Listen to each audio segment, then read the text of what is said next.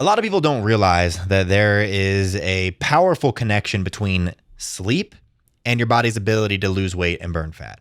And if you're like most people, you might not be getting that recommended 7 to 9 hours of sleep that you need to fully recover every single night. And this can seriously compromise your ability to burn fat. Welcome to the V-Shred Better Body, Better Life podcast, where we help you live your best life while working on your health and fitness goals. We're here to make your journey fun and inspiring.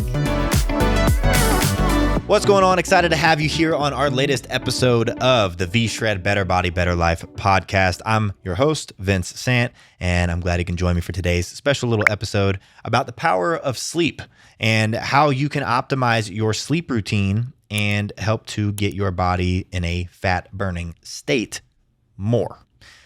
So I want to start off with talking about what happens when you don't get enough sleep, because this is something that happens to a lot of people. Because when you're going through the deep sleep and the REM sleep cycles, your body is busy producing chemicals to repair itself and hormones that regulate your hunger and your appetite and your cravings, as well as growth hormone, right? Sleep also regulates your glucose metabolism and your blood sugar levels.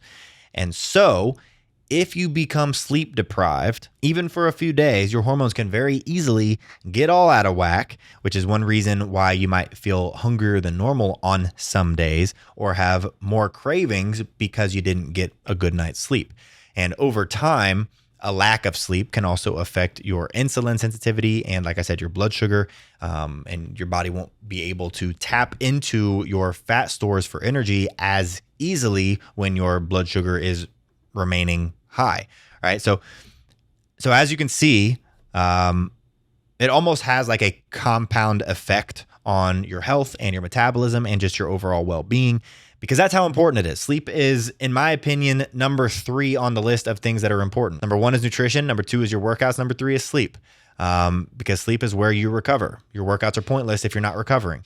But a lack of sleep can make it very difficult to put your body into that recovery mode and that fat burning mode. But there are some things that you can do to help your body burn fat overnight and to correct your sleep schedule and just get better sleep, right? Okay, so now let's talk about, first off, how much sleep you should be getting, because experts say that adults need 7 to 9 hours of sleep every single night. But I want to point out that this is about quality of sleep and not quantity of sleep, because you could be in bed for 9 hours, but you only get 5.5 hours because you're super restless or you had caffeine too late or you had a big old sugary meal right before you went to bed. So one of the ways to improve sleep quality is to establish a consistent bedtime and wake up time. Also establish a time where you're going to cut off food at the end of the night. And then just sticking to this sleep and food cutoff schedule will make it easier for your body to fall asleep and stay asleep night after night. And so you will improve that quality of sleep and not have to be in bed for 10 hours to get 7 hours of sleep. You can be in bed for 7.5 hours and get 7 hours of sleep. So now let me walk you through a few sleep hygiene habits that can help you out. And so first and foremost, what I do at least is I make sure that my room is cold. So experts say that your room should be between 60 to 68 degrees Fahrenheit. Personally, I put mine to 66 every single night, because a lot of people just simply keep their bedroom too warm. And my thing is, if I do get cold, well, I got a dog to keep me warm, and there's also blankets. You can always add more blankets, but you definitely want to keep your room a little colder than what you keep it in the day. Also, one thing that can help is to take a hot shower before bed. This can just help you relax. It can help your body also start to cool down on its own naturally afterwards, which again will just help you relax even more and could help you fall asleep way faster. Also, make sure that you have proper pillows for support. There's nothing worse than falling asleep and waking up with the most sore neck when you didn't even do anything. Your pillow should cradle your head. Also, I mean, pillows come down to personal preference. And so test out pillows, but it should cradle your head. It should cradle your neck. And ideally, it should just help you promote good posture while you're sleeping.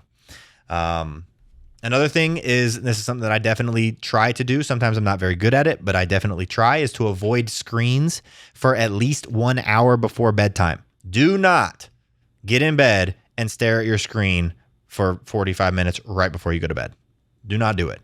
And yes, this is not only your phone, but it's also your TV, it's laptops, it's iPads, it's anything that has a screen.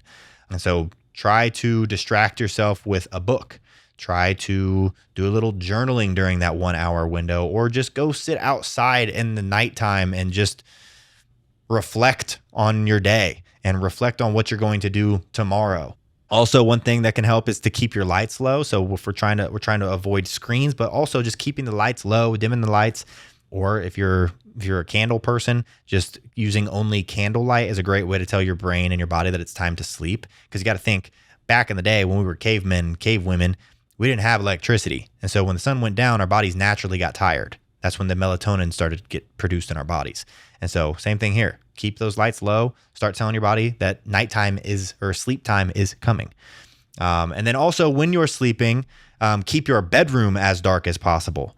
So close all the curtains, block any artificial lighting that's coming through your doors or your windows, because your body is going to sleep better in darkness. And if that means that you need to get a night mask, like an eye mask for when you're sleeping, do it. I have one next to on my nightstand every single night. I don't use it every single night, but on the nights where I'm like, it's not as dark in here, the moon's bright or whatever, I'll throw that night mask on and it'll just help me get a little bit better sleep. And then the other thing is, I already kind of mentioned it, but avoid nighttime snacking. Ideally, you eat your last meal or your snack 3 to 4 hours before bed, and this helps to keep your digestive system calm while sleeping, and also prevents indigestion and heartburn.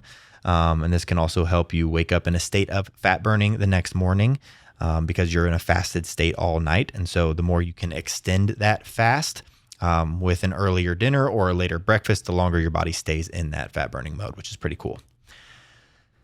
So I know that was a lot. But main thing I want to say is just make sure that your sleep habits aren't the biggest reason why you're not reaching your weight loss goals. Okay. A lot of people overlook their sleep habits and they suffer because of it, and they blame other things.